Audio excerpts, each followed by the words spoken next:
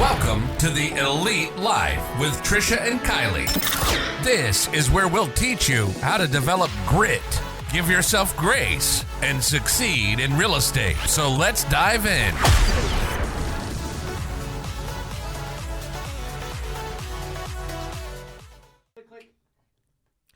Welcome, friends, to another episode of the Elite Life Podcast. And today, we're going to have a conversation about having conversations. Well, that's not confusing at all. It's not.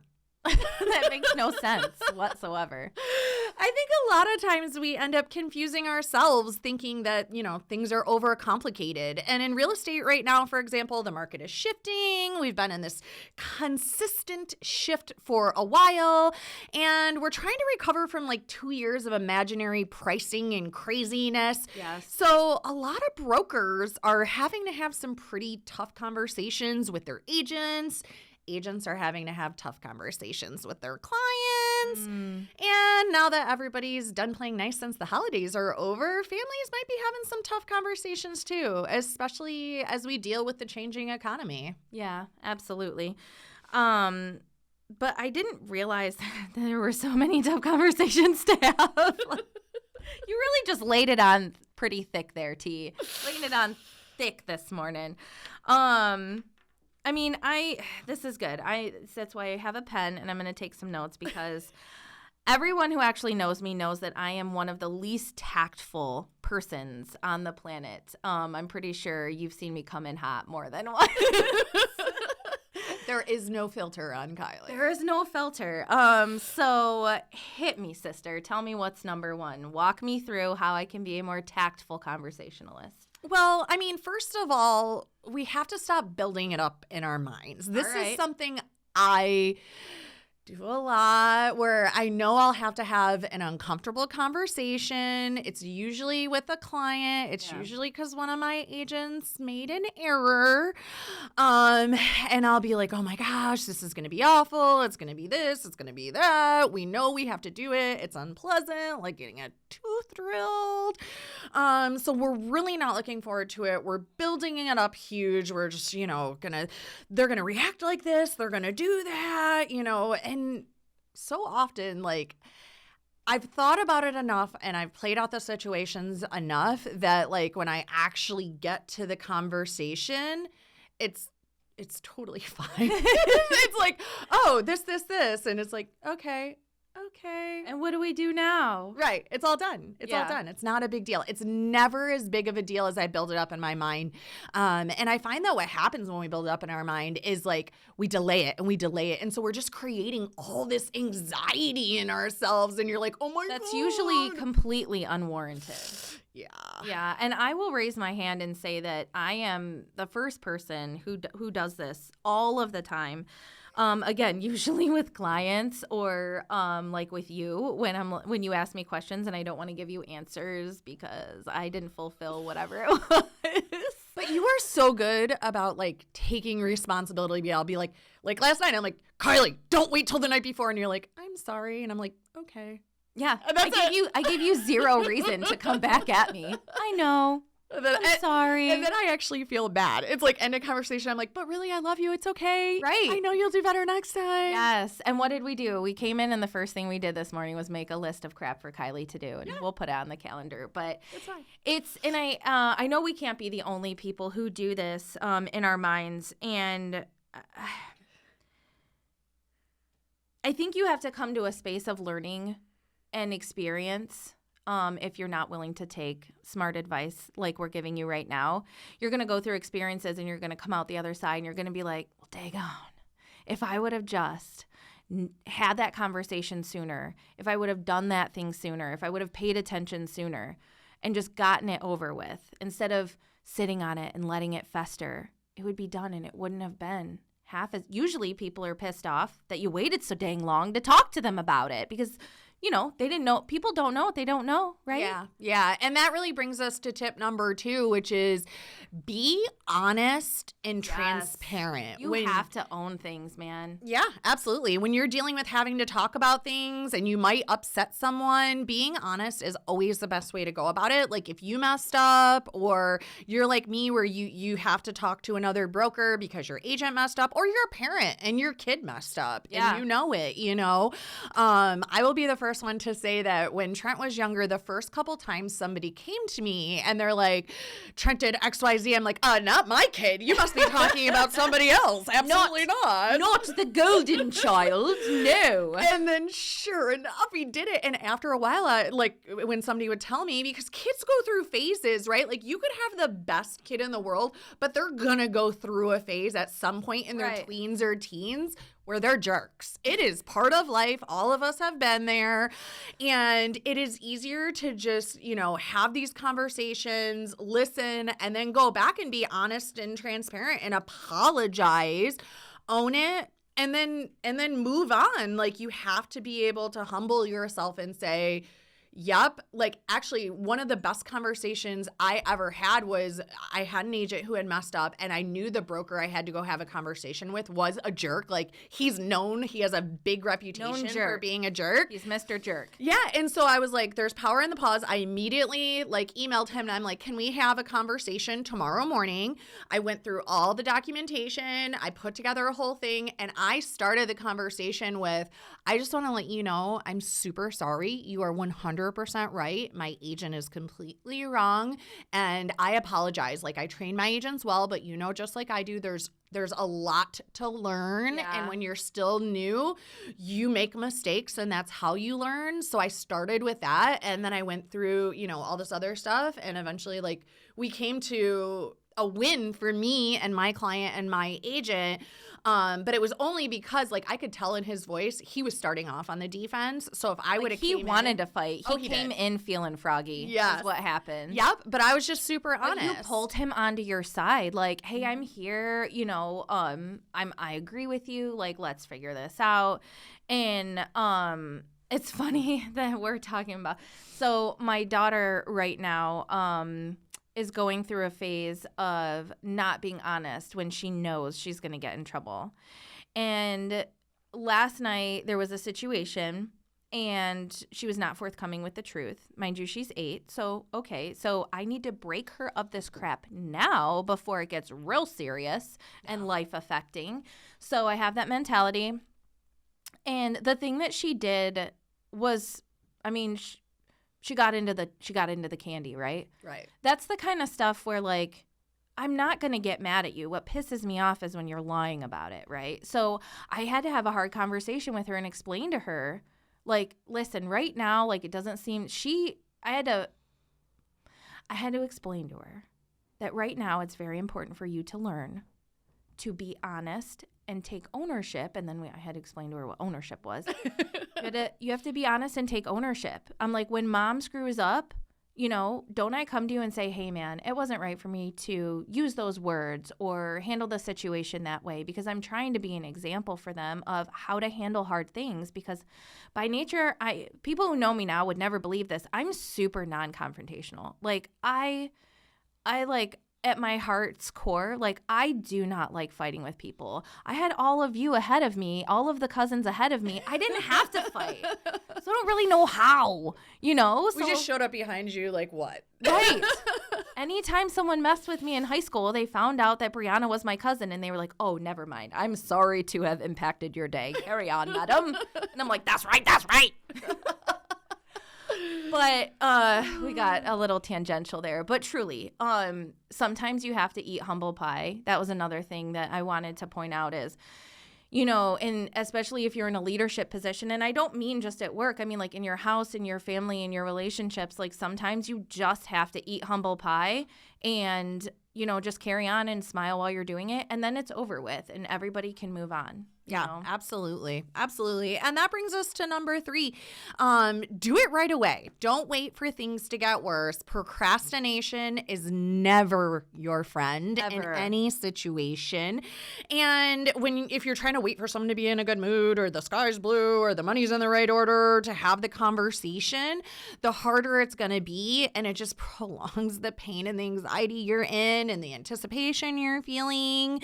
So you just have to do it and get it over with. Because here's the thing, and I always tell the agents in STARS training, like, immediately take information, call your client, get them on the phone. Don't do any of this via text. Please don't have, a rule is, I always tell everybody, if you have to write more than 2 sentences in your text message, that's a phone call. That's a phone call. That's a conversation person to person, because text messages don't have any tone. Right. So people are going to put whatever tone they want on it. And the same thing, if you don't have a conversation with them and it's just silent, what happens is we start making up our own story in our heads. Building it up in our heads. Absolutely. Yeah. And I think it was Brene Brown who, in one of her books, she was talking about how her and her husband would be together and she would make up these stories in her mind, like, oh, he's mad because she gave an example. They were swimming one time on vacation and he went swimming off this way and she was like, oh, he must be mad at me, blah, blah, blah, blah, blah. And she made up this entire story in her mind. And then she got mad because he was mad. And then he's like, why are you mad? And she's like, well, you're mad. And he's like, absolutely not. I'm not mad. Yeah, he's like, I wanted to go explore over there, so I just swam on over there, and then I come back and you're angry, so then I don't know why you're angry, so I'm trying to give you space, and then you think that I'm, and so she started to snowballs. It just snowballs. Yeah, so now and this is something I try to do often, is I will go to someone and I'll be like, listen, the story that I'm telling myself in my mind is XYZ. Can you help me to unpack how you feel about this situation, especially in relationships, because I think that happens often, right? The way that I react to something, or Pastor Furtick always gives an example of when he was on his honeymoon, when he vacations, he's excited, he's energized, he's ready to go. Well, when his wife vacations, she gets super, super quiet and she just wants to be zen. So when they went on their honeymoon, they didn't you're just getting to know someone a lot when you're getting married and going through the new version, right? You're not in the dating version, you're in the married version. So they went on their honeymoon and he's all excited. They're on a cruise and she's enjoying her relaxation and she's all quiet. And so he thought she didn't like it. She wasn't having a good time and she didn't like it. And she's like, no, I love it. I'm enjoying this and I'm relaxing. But 5 days went by before they had this conversation. And finally he was so upset. He's like, why do you hate our honeymoon? And she's like, I am having the best time ever. And he's like, well, you can't tell, you're just laying there, So instead of that sounds like my kind of vacation, I'll tell you that right now. Right. So instead of having that conversation of hey, what's going on? Sometimes it's not even a hard conversation. No, you just think it is. Yeah. Yeah. So do it right away. Don't wait for things to get worse. Definitely. All right. Well, this is a super good spot for us to pause for a word from our lovely sponsor, STARS Academy. I will tell you, if you're an agent or a broker, and you're not using STARS to train, you are seriously missing out. You're wasting a ton of time. You're missing out on a bunch of money. So I will shut up and let them tell you about it. Do you know more than 80% of real estate agents fail and quit in their first year of business? MyStarsAcademy.com has set out to solve this problem by providing a convenient, expert-based training and coaching program for both agents and brokers. The Agent Accelerator program teaches agents everything they need to know to level up their business, have a constant flow of free leads, convert those leads into clients, and take those clients to the closing table and keep them coming back for more as repeat business. Our industry experts have years of proven success in the business and are here to share that gold through one-on-one coaching. This will help you achieve more structure and work-life balance. We will map you a plan you can follow, which will guide you through the steps to scale and grow in both your business and personal life. Don't be a statistic. Visit mystarsacademy.com and enroll today so you can get the success you deserve. Welcome back to the Elite Life Podcast. If you're just joining us, you better hit replay and catch the first half of the show where we gave some great tips on how to make hard conversations easier. And the conversation was pretty good too. The conversation about the conversation. Yeah, So I like it. I like it. You got me. Next tip, exactly what we're doing. Stay positive. Oh, so it's super funny that we're actually doing this one first because So what had happened was? what had happened was Kylie had a morning, okay? And sometimes I do need Trisha to remind me that, like, I'm not on an island, and every woman on the planet has had those days where we didn't get our makeup done or our hair done because we were taking care of everybody else, and our eyeliner pen exploded, and we had to literally put on 14 layers of makeup 3 different times, and you hate your hair because it's terrible. And so I was literally just spewing hot fire all morning, just venom spitting out my mouth. And she was like, I was like, at the end, I mean, there were many asterisks in those speak to spell text messages that I sent you this morning. It's true. Because number one, I had to get it all out of me before we got on camera. We're going to get kicked off YouTube. And number two, like, I appreciate you just letting me be myself all the time, like zero judgment, and being the positivity in my life and allowing me to be the positivity in yours when you need it. I love it. Can we stop for hearts? Hearts. All right.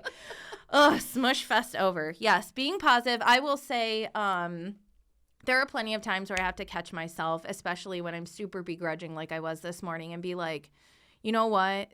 I'm sorry, God. I apologize to him first before anybody else because he's the one who had to hear it first before it even came out of my mouth. I'm like, I'm sorry that I am starting off this morning that you have blessed me with. And then I just, activate the Holy Spirit and I came over here, right? I was like, okay, done. And here we are.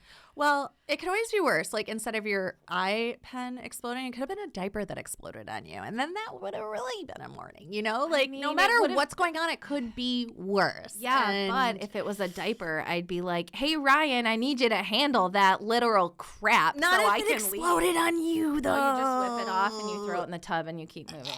Gross. Let me tell you, I hate putting on makeup. I freaking hate it. And on these days, I have to. So, like, you people don't see, like, this super craggy, like, realness of what 34 looks like. Well, you know me, I am all about the unicorns and rainbows. And even when things are on fire, I wholeheartedly believe that keeping a positive attitude and seeing the silver lining can dramatically reduce stress and improve a stressful conversation. And if you come to a situation and mentally decide that, like, no matter what happens, you're going to remain positive about your actions and outcomes, then it'll all shake out. Like, at the end of the day, no one dies. We're going to move on. Things are going to be okay. And also, there's only so much you can control. So, like, if you've done your absolute best to be as honest, transparent, forthcoming as possible, like, we'll talk about it in another episode. Like, you don't have control over how other people are going to react. Yeah. All you can do is, like, damage control and mitigate the damages, right? So, following these steps will help you do that. And then you just have to put it in their hands or, just let it ride. Yeah. You can control the controllables. That's it. Yourself, your reaction to the situation. And I will tell you, like, when you get upset, like, it only makes the situation worse. If you come at me angry and negative and I'm like, yeah, life sucks. And then we come on here and we're like, everything's awful. Do you think anybody ever wants to listen to us again? Absolutely not. I mean, they'll come back for at the very least, the entertainment factor. That's true. All right. So our last tip is bring a solution to the table. Yes. This often softens the blow. There's been many times in my personal and professional life where I've had to come to somebody and be like, yo, here's the problem, regardless of how big or small it is. And then I'm always like, however, we have a solution. And I try to get that solution as far along toward done as I possibly can before I even have to have the conversation. Obviously, if you're working somewhere and you have a supervisor or a superior and you're working on a project or something and something's going south and it's your responsibility, whether you did it or not, you have to let this upper management person know what's going on. But you can totally look like the hero too, if you bring a solution to the table. And I feel like when people bring a solution with them, like I said, it totally softens the blow. Like when I come to you and I'm like, yo, we have a problem, and you're like, grr, and I'm like, but we have a solution. You're like, all right. Yeah, absolutely. And bringing a solution to the table, it cuts down on how harsh it feels. And I would say lastly, like one thing I really try really hard to do is when I'm bringing something and, I do have a solution and I give it to him, maybe that solution isn't even like, it's not going to feel great. Like, yeah, you lost out on this house, but I have another one that's even better. I always also end with like shutting my mouth and letting them vent. I very often ask people, like, do you want me to feel it or fix it? Because sometimes people just want to be heard. Yeah. So I totally understand. And I'll be like, listen, I let them go. And I'm like, I totally understand that. And I'm super sorry that you're having to run through this. But hey, I'm here to run through it with you. We have a solution. So let's move forward to the good things ahead. And everything's going to be great. It always happens this way for a reason. And, I was on Facebook Live the other day and I'm like, you are exactly where you're supposed to be when you're supposed to be there. And sometimes it won't feel like that. And you'll be like, why am I going through this? Why is this so hard? Why am I getting kicked in the teeth 100 times in a row? And sometimes you won't figure out that why for, 2 weeks, 2 months, 2 years. But when you look back, you're like, oh, that's why. Yeah. Right? So I call that the summit perspective. When you're looking back down in the valley and you're like, if I hadn't have taken this path up the mountain, I wouldn't be here, or I'd be here late, or I would have broke my leg, or I would have fell off the mountain. I don't know. Yeah. If I would have got that house, it might have ended up with 100 million problems in it, right? If my son and his girlfriend wouldn't have broke up, maybe, it would have went really bad. Like, you never know what would have happened if you took that other road, and you can't. Like, once this door is closed and you've started to move forward, you can't go back and reopen that door. So, again, just to recap, in case you didn't have a pen and a piece of paper, don't build it up in your mind. Be honest and transparent. Do it right away. Don't wait for things to get worse. Stay positive. And if you can, bring a solution to the table. It makes it a little easier. And the other thing that will help is coming back next week and listening to our episode of Elite Life. We come fresh with a new episode every Thursday. We're on YouTube, iHeartRadio, Spotify. We're literally everywhere. Just look for Elite Life Podcast. That's our handle on YouTube. Hit that subscribe button so you don't miss us, and share the show. Yeah, share with a friend. A lot of people need a little bit of something positive in their life. Yeah, and you never know how the ripple's going to affect the lake, so... You never know what you're going to get. And I bid you adieu. Bye. We thank you so much for joining us today on the Elite Live with Trish and Kylie. Be sure to share the episode with a friend so we can continue bringing you more great tips on grit, grace, and real estate. You can also connect with us on Instagram, Facebook. We hope the ideas we share continue to help you build an empire and leave a legacy.